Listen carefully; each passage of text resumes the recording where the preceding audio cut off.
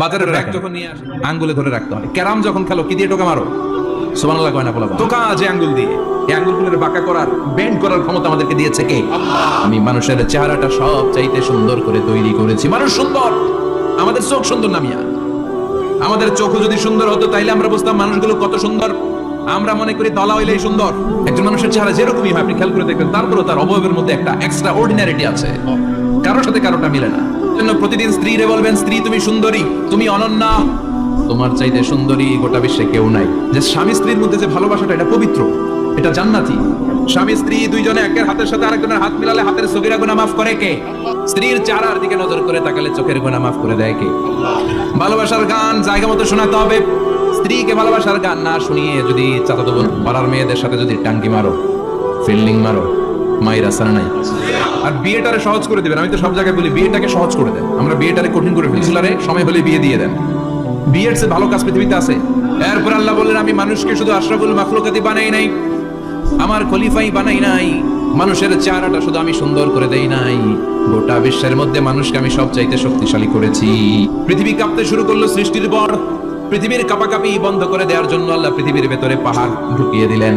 পাহাড়ের চাইতে শক্তিশালী হচ্ছে আল হাদিদ, মানে লোহা। পৃথিবীতে এমন কোন জিনিস নাই যে এই জায়গায় লোহা নাই, ঠিক কিনা? বানাতে কি লাগে? লোহা। আল্লাহ বললেন লোহা সবচেয়ে শক্তিশালী, এটা পাহাড়ের চেয়ে শক্তিশালী, কারণ লোহা পাহাড়ের মধ্যেও ঢুকায় দেওয়া যায়, ঠিক কিনা? ফেরেশতারা বললেন সৃষ্টিকুলের মধ্যে থেকে লোহার চাইতেও কি শক্তিশালী কিছু আছে? আল্লাহ বললেন নাম আছে, লোহার চাইতে শক্তিশালী হলো আন্নার, মানে আগুন। আপনার সৃষ্টির মধ্য থেকে আগুনের চাইতেও শক্তিশালী কিছু আছে নাকি? আল্লাহ কয় আছে। সেটা কি? আগুনের মধ্যে যদি পানি ঢেলে দেওয়া হয় আগুন নিভে যায়, ঠিক কিনা? ফেরেশতারা সৃষ্টিকুলের মধ্যে পানির চাইতেও শক্তিশালী কিছু আছে নাকি? আল্লাহ কইলেন আছে। সেটা হলো আর রিহ, মানে বাতাস। সুবহানাল্লাহ। ধাক্কা মারলে পানিতে দোলা লাগে, সিডর হয়, নারগিস হয়, আইলা হয়, মহাসেন হয়, ঘূর্ণিঝড় হয়। পানির চাইতে বাতাস বেশি শক্তিশালী। ফেরেশতারা অবাক হয়ে বলে, আল্লাহ তাহলে আপনার সৃষ্টিকুলের মধ্য থেকে বাতাসের চাইতেও শক্তিশালী কিছু আছে নাকি? আল্লাহ আল্লাহ বললেন সেটা হলো মানুষ। যেই মানুষ দান করে, কি করে?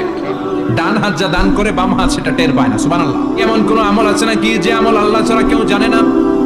তুমি এমন কোন গোপন দান করেছো নাকি যেই দানটা আল্লাহ ছাড়া কেউ দেখেনি, ঠিক কিনা?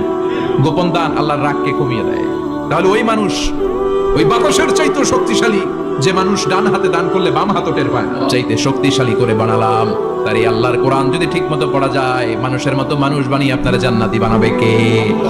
তার মানে কোরআন পড়লে মানুষের মতো মানুষ হওয়া যায়। এসব জীবনে এমন একটা সময় ছিল যে সময়টাতে উল্লেখ করার মতো সে আসলে কিছুই ছিল না, তার অস্তিত্বই ছিল না, সে জিরো ছিল, তাকে জিরো থেকে হিরো বানিয়েছে কে? আদম আরেক হলো আমরা সবাই। এই পৃথিবীতে মানুষ বানানোর 3 ক্যাটাগরি। ক্যাটাগরি নাম্বার 1, মাও নাই বাবাও নাই। এই সিস্টেম আল্লাহ কারে বানাইছেন? আবার শুধুমাত্র মা আছে বাবা নাই, এই সিস্টেমে কাকে বানালেন? আবার বাবাও আছে মাও আছে, এই সিস্টেমে কারে বানালেন?